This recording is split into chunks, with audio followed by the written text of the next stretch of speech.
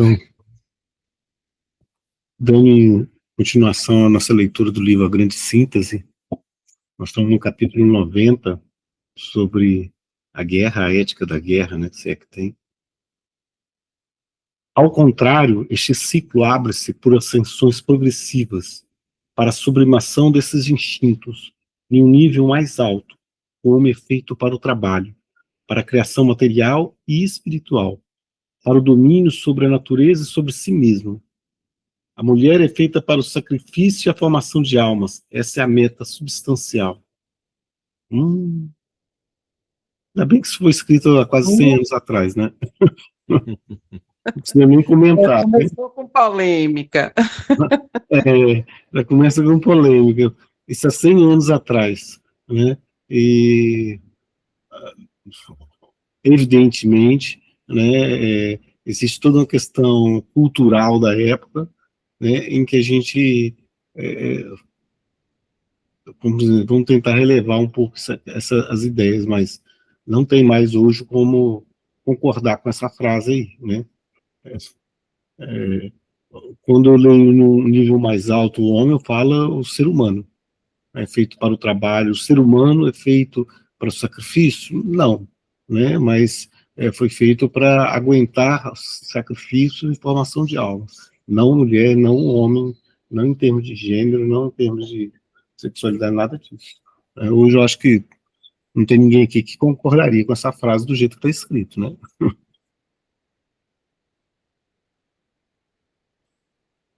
É bom assim que assim não tem nem polêmica, né? Porque ninguém concorda, então tá bom.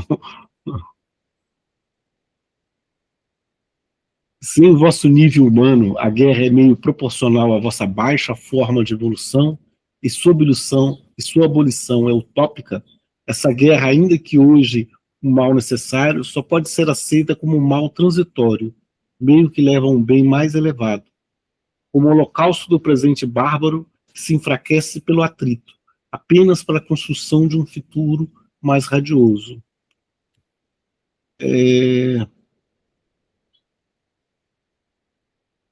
Bom, eu também esse pode ser aceita como um mal transitório? Não, ela pode ser entendida como um mal transitório, mas não aceita. A palavra aceita é que eu também não concordaria com a frase dele. Eu não aceito a guerra. Eu posso entender, posso compreender como se diz, o período que a humanidade vive, né? É comum isso, mas não vou aceitar como um mal necessário. Eu posso tolerar, posso entender como um mal necessário, mas não aceitar. Não sei, a palavra não... A impressão que dá aqui, tanto no parágrafo anterior como esse, não é que ele esteja mostrando para a gente diretriz, ele está quase que explicando determinadas situações, como se desenvolvem, né? Que naquele instante, tanto o entendimento da mulher era esse, como a guerra, né, teria, né, essa, não é nem função, né, mas teria esse propósito, mas naquele instante da humanidade, não é que seja uma diretriz a ser seguida. Sim. Porque a humanidade não consegue ainda desenvolver uma consciência plena de si mesmo e do mundo onde ela habita, né? Então, aquela coisa, né? Até aquela máxima, que eu também não concordo muito, né? Mas que é famoso, não é pelo amor, é pela dor. Então, é mais ou menos nessa linha que ele está falando, né? A guerra não tem sentido, mas para a gente, se não tiver a guerra, a gente não acorda para determinados nuances da nossa própria existência. Então, para mim, eu estou vendo o que a gente leu até agora, não como ele estivesse mostrando diretrizes para a humanidade, para a espiritualidade aqui na Terra, mas quase que explicando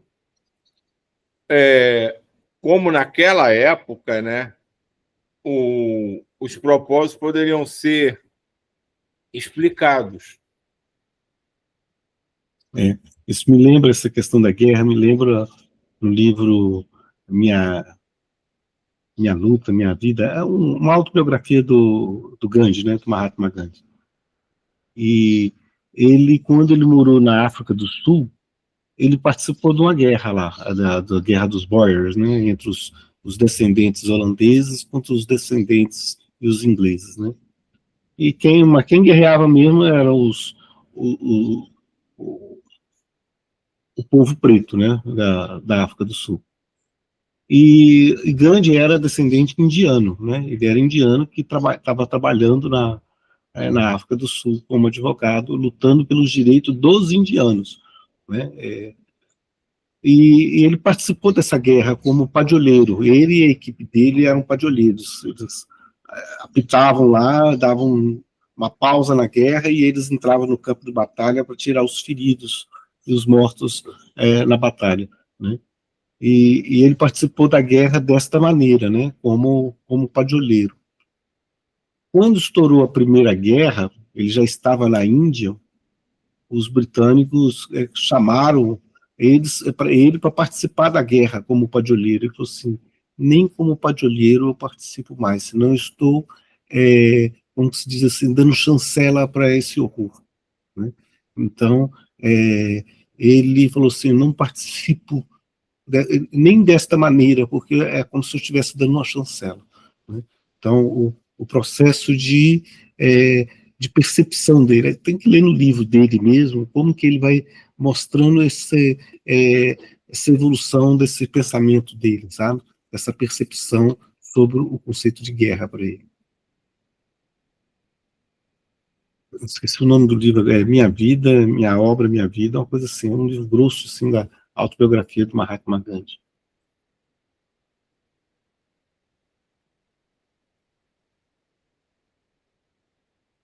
Para mostrar um conteúdo de justiça à guerra, não basta uma superprodução populacional concentrada em uma parte do globo terrestre. Isso é apenas choque de forças demográficas.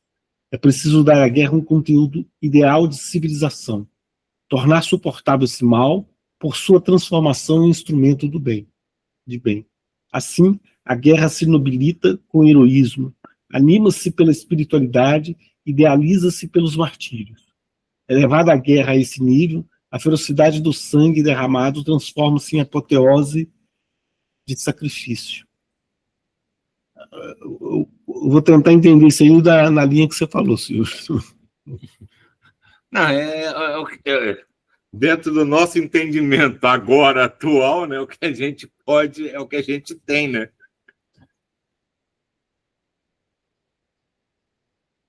Porque então já não mais se luta pelo heroísmo ou pelo saque, mas por uma fé que paira no alto. A guerra então atinge sua mais alta meta de formação da alma coletiva. Torna-se imolação de si mesma no altar da pátria e é denominada santa. Mas você vê que a gente está voltando. Muitas guerras que se acontecem hoje no mundo é por questão do saque, né? Saqueando um país, né? Ou seja, pelo menos a gente vê um grupo grande de pessoas que fala assim: isso não faz sentido, é completamente intolerante, enquanto que antes era comum, né? Diga, Jair. Veja só, por isso que eu adoro esse grupo. Por quê? Porque nós temos uma sintonia a caminho da luz. Nós estamos pensando como a gente, mas não é assim. Vamos raciocinar. Atualmente no Brasil nós tivemos um ex-presidente, viu quanto ódio aflorou na população. Esse ódio ainda perdura. Nós somos uma minoria nessa terra, pessoal. A gente tem que ter essa concepção. A grande maioria, não digo assim 90%, talvez até mais, está envolvido nisso aqui que ele está falando. O nosso grupo, felizmente, nós podemos até questionar algumas coisas em virtude da nossa evolução, do nosso entendimento, da nossa visão de mundo. Mas esse mundo aqui perdura em todos os países. Basta você olhar agora na Argentina, que tem um cara maluco lá fazendo o que ele está fazendo com a população, e o nego está aplaudindo, sabe? E o Brasil passou por isso, e essas pessoas estão todas incubadas por aí. Quando aconteceu que nem um vírus que está adormecido, aconteceu o meio ambiente propício, ele se proliferou. Isso existe. É só isso que eu queria falar. Você tem razão, né? A gente está dentro da nossa bolha e de uma visão do mundo mais utópico, de um mundo, mas realmente boa parte da humanidade ainda pensa dessa forma extremamente antiquada, né? Ainda, infelizmente, né? Acho que o pior é isso, né? Porque a gente está se arrepiando com algumas formas de escrever dele aqui.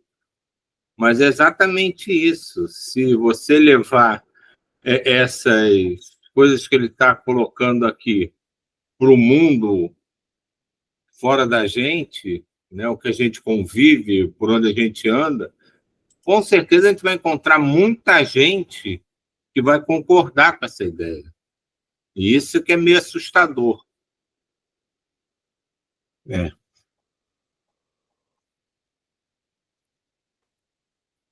O homem pensa mandar. Paulo, Diga. sobre essa questão das guerras, né? Eu fico observando também o que a gente passa dentro do nosso país, no sentido das desigualdades sociais, né, internas por região, muitos preconceitos que afloram assim por nada.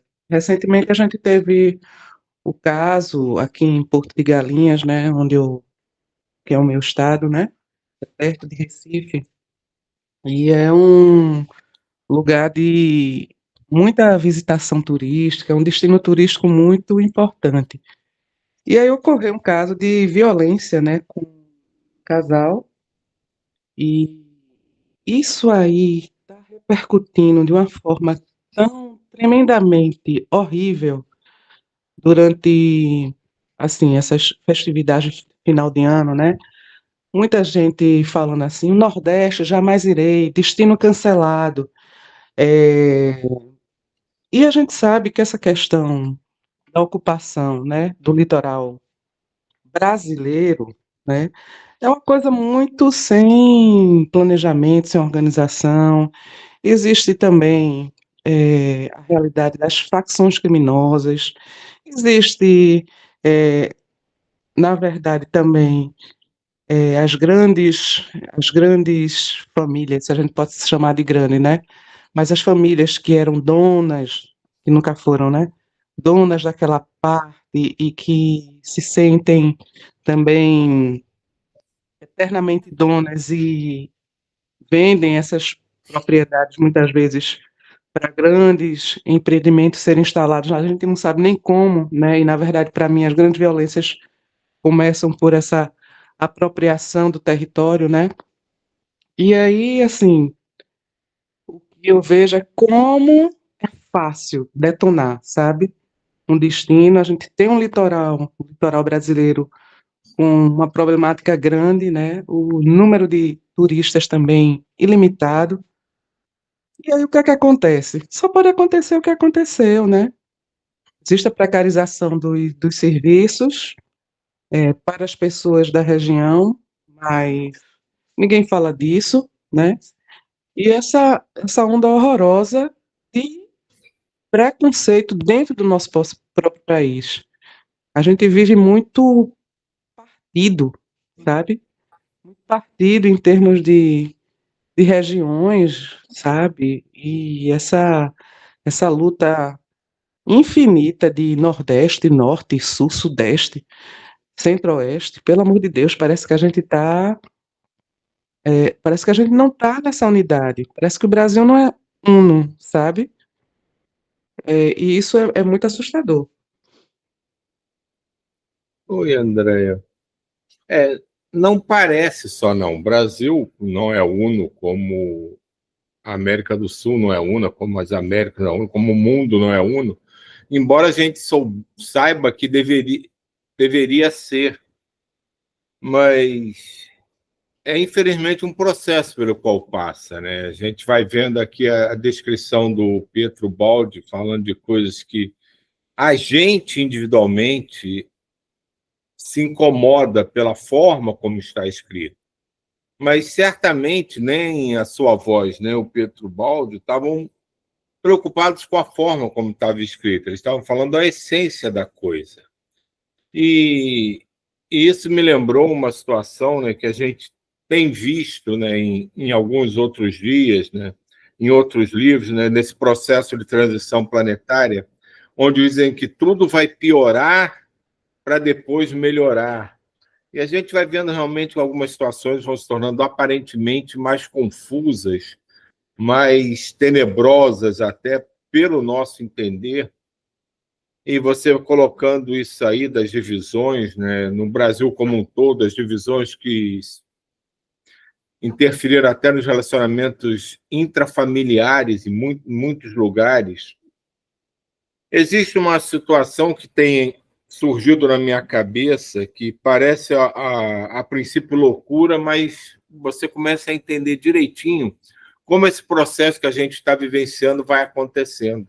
Se você for um construtor e começa a construir uma casa, os defeitos que possam surgir daquela construção só vão ser corrigidos se eles se tornam aparentes. Se eles são escamoteados ou difícil de serem percebidos, eles não são consertados. E seguindo essa analogia, mais ou menos o que a humanidade tem.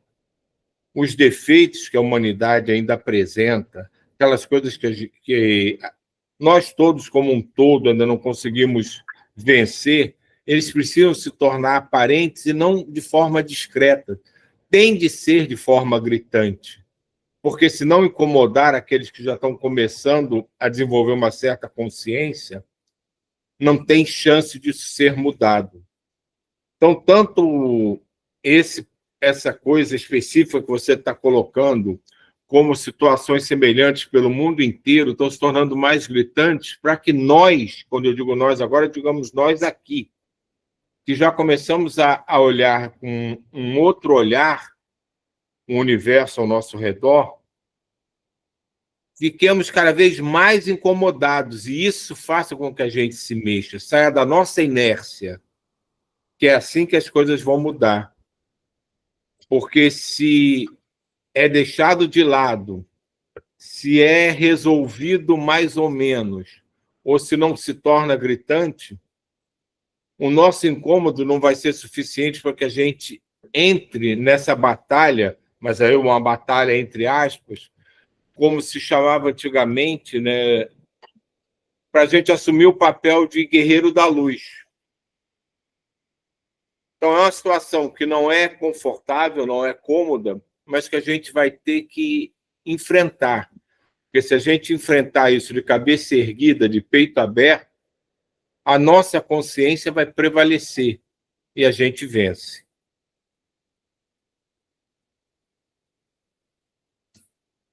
Diga, Sibeli. Eu estava lembrando agora da primeira vez que eu estudei assim, o espiritismo, que tem a lei da destruição, né?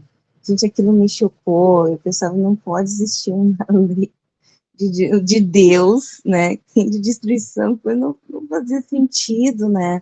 Isso faz muito tempo. E o pior é que depois eu estudei outras vezes e eu demorei muitos anos para conseguir assimilar essa ideia que traz ali, porque no meu coração não fazia sentido aquilo, né? Mas hoje em dia eu entendo, e o mundo real é o mundo das frequências, né? Esse é o mundo real. Não é Deus que estipulou, vocês só vão evoluir, né? Através dessa forma de vivência, né? Nesse caos, nas guerras e tal.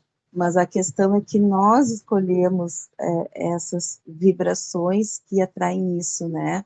No fundo, são escolhas nossas, né? E nós temos, assim, essa forma bélica de vibrar, né? Nós temos frequências bélicas. No nosso dia a dia, a gente tem emoções bélicas. E aí, cada frequência, nós aqui no Brasil, né? Cada vez que a gente se irrita com qualquer coisa, a gente está alimentando essa guerra que está acontecendo em qualquer lugar. Porque esse que é o mundo real, é o mundo das frequências, das vibrações, das energias que a gente emana, né? Então, qualquer coisa que todos os dias, né, em algum momento que a gente escolhe não manter esse controle emocional, né, e emitir essa energia bélica, a gente está alimentando essas coisas, né? Por isso que faz parte da evolução. É a nossa escolha pela dor, que é o que eles falam, né? Porque a gente teria outra opção. E além da questão das guerras, eu estava lembrando assim que a questão dos fenômenos da natureza também, né? Causam as destruições, todo janeiro a gente tem aí um monte de coisa, começa essas chuvas, né, essas enxurradas, todo ano tem essas questões, assim, que um grupo grande de pessoas passa por esse sofrimento, né, e aí eu lembrei há uns 2 anos, uma coisa que aconteceu comigo, que foi o que me ajudou a começar a compreender, assim, intimamente, o que acontece na natureza, porque os seres superiores, benfeitores, eles estão nos protegendo dessas guerras e dessas catástrofes o tempo inteiro, né? É nós que atraímos essas coisas, não é Deus que mandou isso para nos ajudar a evoluir, é o contrário, né? Nós atraímos e eles estão o tempo todo nos auxiliando, nos protegendo, tentando evitar. E aí, uma vez, passou um ciclone aqui pela minha cidade. Eu acho que eu já contei para vocês, mas acho que eu não contei no dia do Paulo, por isso que eu vou repetir. Passou um ciclone na minha cidade, né? Ficamos no lugar que eu estava, num condomínio, ficamos 3 dias e 2 noites sem energia elétrica, né? E não pegava celular, então não tinha internet, ficou isolado, né? Do mundo. E caiu uma árvore, né? E aquela árvore prejudicou a restauração da energia quando as coisas foram voltando ao normal, né? Aí, quando tudo voltou ao normal, eu lembro que eu chamei um Uber e eu saí de carro do condomínio e eu passei pela árvore. E nessa árvore, gente, tinha um ser, eu já contei para vocês, né? Tinha um ser que vivia naquela árvore, não era um espírito, ele era imenso, devia ter uns 5 metros de altura, e não sei explicar que forma que ele tinha, não tinha uma forma conhecida para mim, que eu consigo, né, descrever para vocês, não sei. E aquela árvore falou comigo, né? E eu fiquei assim, uma emoção que eu não consigo descrever o que era a vibração daquele ser de compaixão. Eu só conseguia chorar, só corriam as lágrimas. Foram segundos, mas em segundos ele me transmitiu essa compreensão do que tinha acontecido, né? Que a gente atrai essa energia do caos. E aí aquele ser, né, aquela árvore que caiu, ela se sacrificou atraindo aquela energia para ela. Então, com palavras é difícil explicar para vocês, porque foram segundos, né? É uma transmissão de ideias, não é uma transmissão de palavras, né? E assim, a emoção, aquilo me modificou minha compreensão, né, aquele estado que eu cheguei da vibração elevada daquele ser, daquele sentimento de amor, compaixão muito forte, né? Às vezes eu passo pelas árvores na rua e fico olhando, digo, meu Deus, que coisa santa, né? Os seres que vivem nesses. Como eu gostaria de passar assim por um segundo novamente por isso de novo, né? Porque foi muito lindo. Então, eu queria tentar passar para vocês, né, que essas coisas é a gente que está atraindo, né? Esses seres de luz, eles estão o tempo todo tentando evitar o pior para nós. E eles fazem tudo o que eles podem. Poxa, que legal receber. Nossa, muito. é, Eu vou olhar para as árvores diferentes de novo também. É, de fato, muito, muito interessante, né? Poxa, obrigado. O homem pensa mandar e, no entanto, obedece sempre, constrangido pelo instinto à vontade da lei.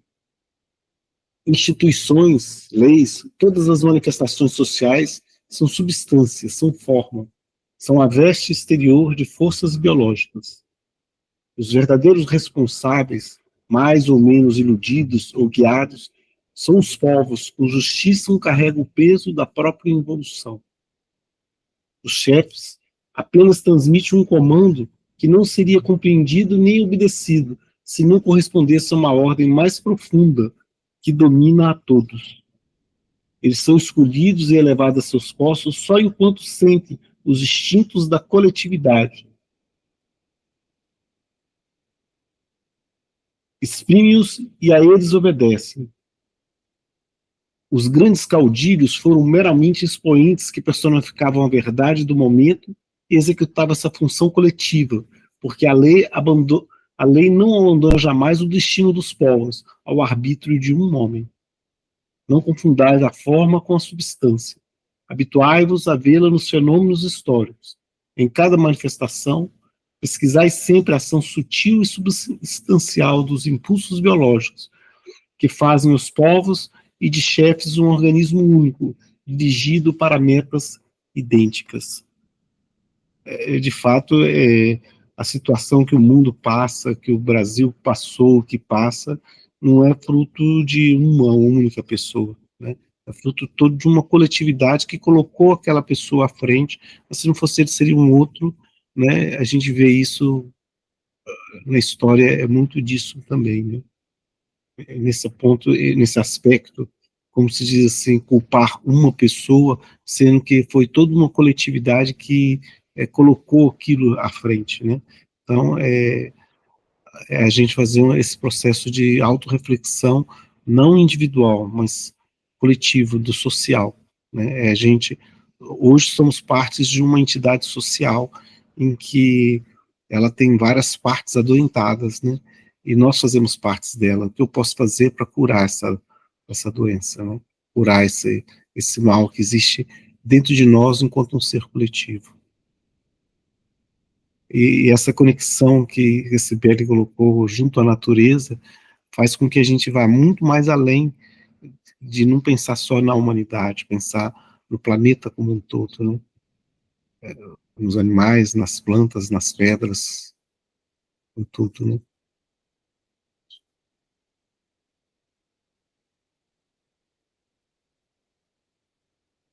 Entretanto, a proporção que a evolução ergue o homem para cada vez mais longe de suas origens animais também se eleva à forma da luta. Aos 3 tipos de homens que estudamos correspondem os 3 métodos de combater, que lembram os 3 níveis da substância. Assim temos a luta material, ou seja, a supremacia brutal do mais forte, embora ilícita e injusta. Luta nervosa e volitiva, supremacia do poder da vontade, dos meios mecânicos, econômicos, mesmo que isso não constitua convicção nem vontade. Luta espiritual, em que o dinamismo físico-muscular, como volitivo nervoso, é superado por uma supremacia espiritual e conceitual, propriedade do super-homem. Sua luta é fundamentada na justiça e mobiliza o dinamismo das forças cósmicas. Nesse sentido, ele é o mais poderoso, embora humanamente inerme. Lembrai-vos, porém, que no alto o arbítrio se anula e a desordem é recalcada para baixo. Ah, se soubesses quanta harmonia reina nos planos mais elevados. Essa frase aqui, ela é bem emblemática, né? Ah, se soubesses quanta harmonia reina nos planos mais elevados. A gente não faz...